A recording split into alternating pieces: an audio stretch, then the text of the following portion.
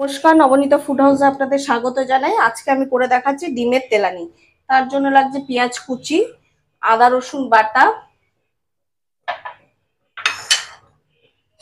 জিরের গুঁড়ো, ধনের গুঁড়ো, লাল লঙ্কার গুঁড়ো, কাশ্মীরি লঙ্কার গুঁড়ো, হলুদ গুঁড়ো,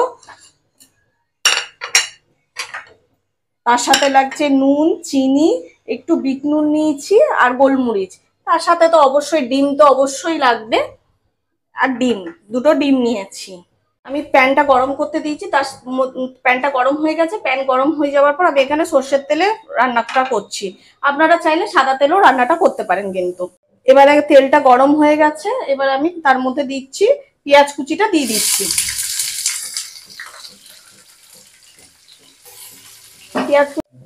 পেঁয়াজটা আমার লাল লাল ভাজা হয়ে গেছে। এবারে এখানে আদা রসুনের কাঁচা গন্ধটা চলে গেছে। এবার দিয়ে দেবো আমি টমেটো কুচিটা। টমেটোটা ভাজা ভাজা হয়ে গেছে, আমি দিচ্ছি এখানে নুন,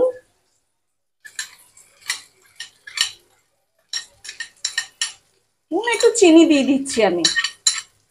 এরপরে আমি দিয়ে দিচ্ছি এক এক করে হলুদ গুঁড়ো যতটা পরিমাণ লাগবে, জিরের গুঁড়ো যতটা পরিমাণে লাগবে, ধনের গুঁড়ো, লঙ্কার গুঁড়ো, যে যেরকম ঝাল খায় সে সেরকম লঙ্কার গুঁড়ো দেবেন। আর এখানে আমি দিচ্ছি কাশ্মীরি লঙ্কার গুঁড়ো।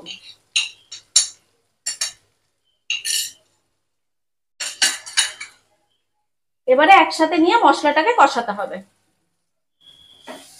এবার একসাথে এই মশলাটাকে কষাতে হবে। এখানে আমি একটু দিয়ে দিচ্ছি কাঁচা লঙ্কা কুচি। যে যেরকম ঝাল খান সে সেরকম অনুযায়ী লঙ্কাটা ইউজ করবেন। কারণ আমার বাড়িতে সবাই ঝাল কম খায়, তাই আমি এখানে একটু লঙ্কাটা কমই দিলাম।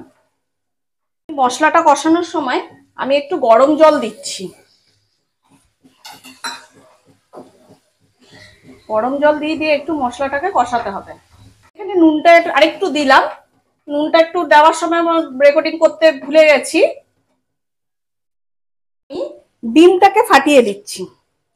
কাঁচা ডিমকে আমি আঁচটা কম করে, অবশ্যই আঁচটা কম করে দেবেন। আমি এখানে আজকে আমি করছি দুটো ডিমেরই করছি।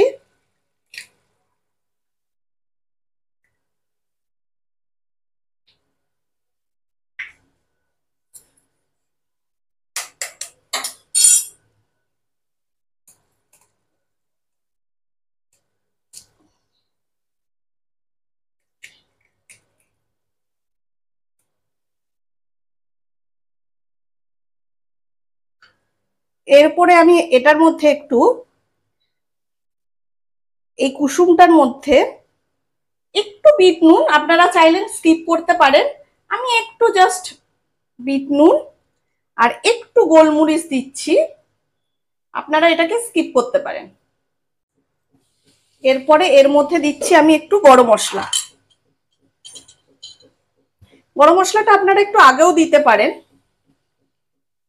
আমি একটু দিয়ে দিচ্ছি এর মধ্যে গরম মশলা।